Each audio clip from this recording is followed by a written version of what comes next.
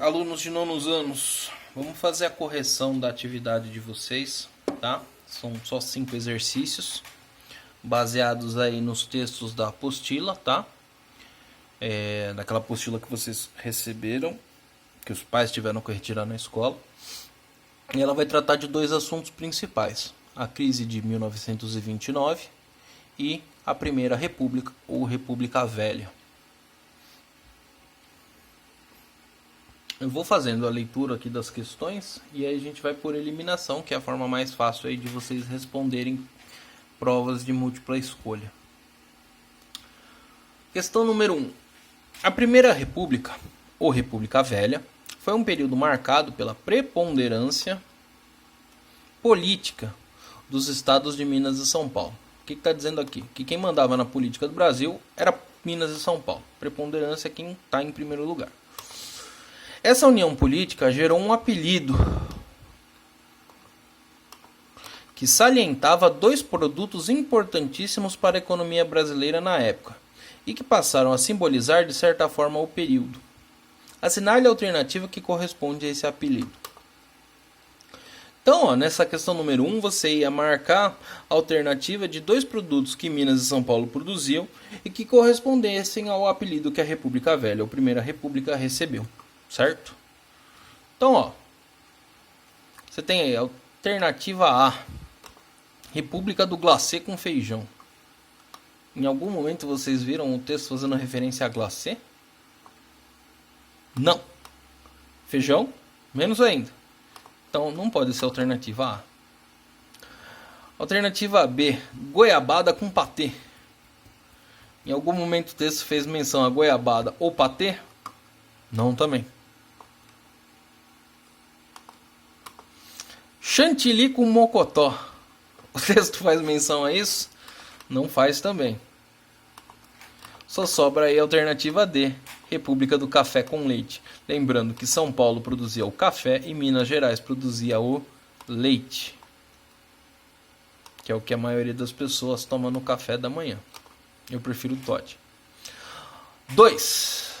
Entre as características do sistema de voto, assinale a alternativa que corresponde a um período da Primeira República. Então, você vai lembrar das nossas aulas e vai ler lá na apostila o sistema de votação, como ele era feito. Assinale a alternativa que corresponde. O que acontecia na Primeira República? Tá? Os votos eram secretos? Gente, a gente já falou sobre isso. Na Primeira República, a República Velha, os votos eles eram abertos. Você tinha que chegar lá na urna e falar: eu voto em tal candidato. Eu voto no professor Luiz. Eu voto na professora Eliane. Entendeu?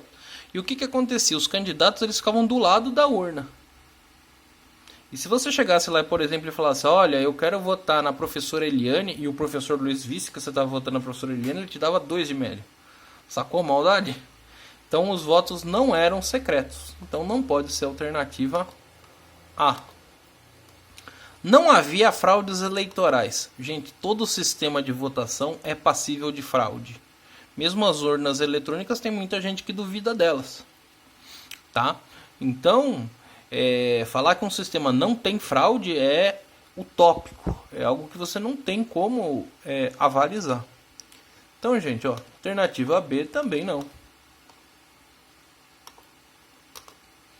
C. As pessoas não vendiam seus votos. Eu falei sobre isso na nossa primeira aula.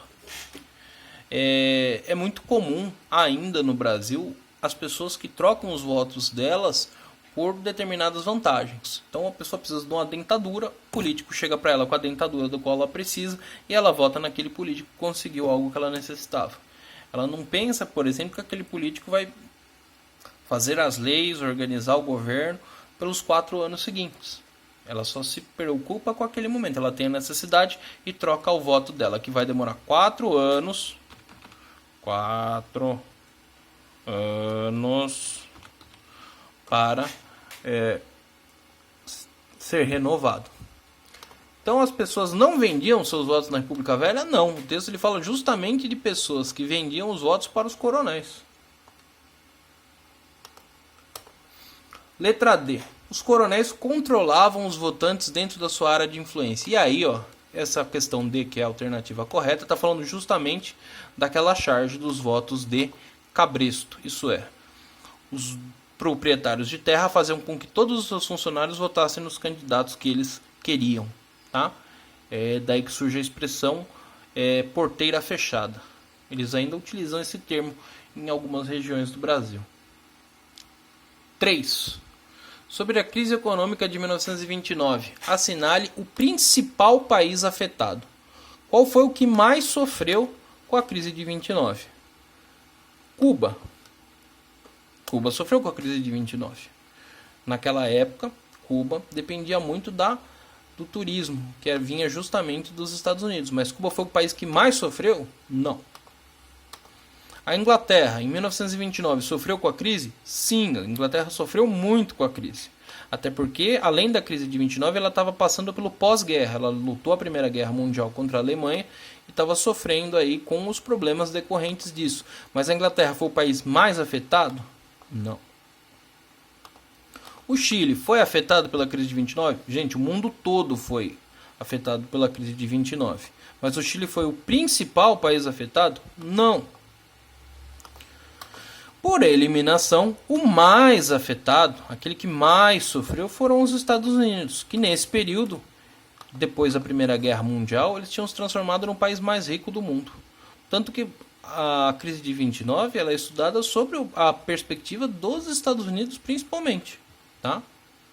Então é aí a questão, a alternativa D.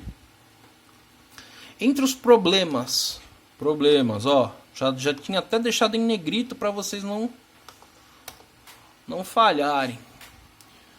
Causados pela crise de 29, podemos citar o enriquecimento de todos. Se é uma crise, todo mundo vai ficar rico junto? Não pode ser essa a alternativa A. B, a melhor distribuição de renda, isso é, todo mundo está ficando mais ou menos com o mesmo salário? Não. Se é uma crise, não é uma boa distribuição de renda. Nas crises, gente, o rico fica mais rico e o pobre mais pobre. Pensa sempre nisso. O crescimento econômico, se a gente está falando de crise, a gente está falando de decréscimo, de diminuir, não de crescer. O desemprego em massa, aí sim. Crises econômicas geram desemprego. A gente, inclusive, está vivendo uma crise econômica no Brasil agora. Tem muita gente perdendo o emprego por conta da crise econômica causada pelo coronavírus. Tá? Então, aqui na letra D, desemprego em massa. Muita gente perdeu o emprego. Questão 5. Ainda sobre a crise de 29, assinale a alternativa que não corresponde a um fato histórico do período estudado. Ó, nessa questão aqui, você vai ver que todas elas são alternativas verdadeiras. O que você vai fazer é tirar a questão que não faz parte do contexto da crise de 29. O que aqui não tem a ver com o que a gente está estudando. Então vamos lá. Alternativa A. A crise gerou problemas ao Brasil, pois o mesmo dependia da exportação de café e o declínio de seu consumo fragilizou sua economia. Sim, é verdade. O Brasil dependia da exportação de café e por conta da crise de 29, ele passou a ter vários problemas aí. Inclusive a crise de 29, ela é uma das grandes responsáveis pelo declínio da Primeira República ou República do Café com Leite. Alternativa B. Proporcionou a ascensão de regimes totalitários, como o nazismo e o fascismo.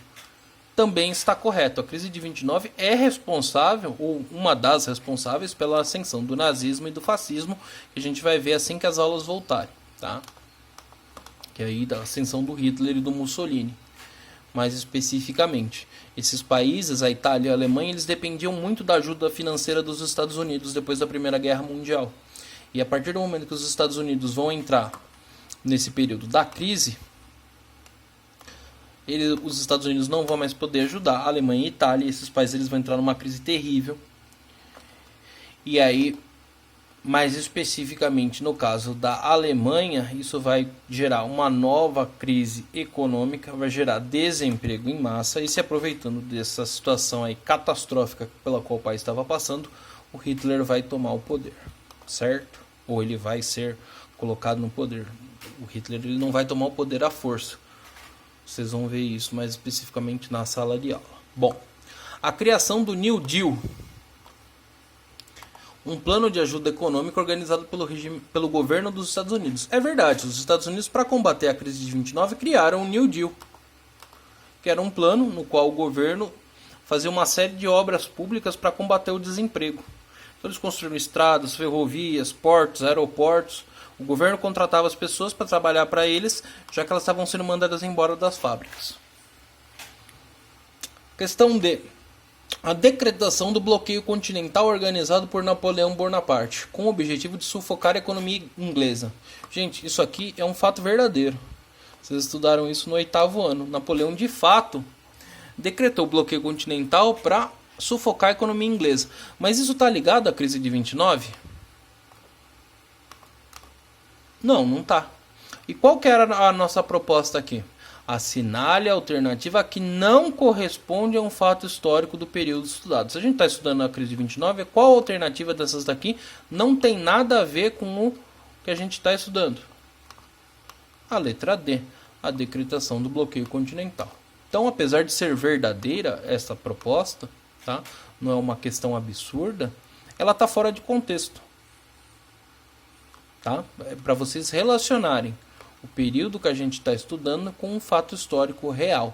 É diferente, por exemplo, aqui dessa questão número 1, no qual a gente tem questões que elas são absurdas e excludentes. Né? Como, por exemplo, o caso do glacê com feijão, goiabada com patê, chantilly com mocotó. Nada disso aqui é real. Aliás, seria de um gosto bem estranho se alguém começasse a misturar glacê com feijão. Eu acho que ficaria horroroso. Tá? Então, ó, alternativa correta é a letra D, a decretação do bloqueio continental. Esse fato realmente existiu, mas ele está fora do contexto histórico. Então, para a gente recapitular as questões 1, alternativa D. Questão 2, alternativa D. Questão 3, alternativa D. Questão 4, alternativa D.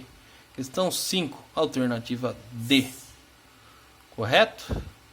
Então, correção feita. A partir da semana que vem começamos a apostila 9, hein?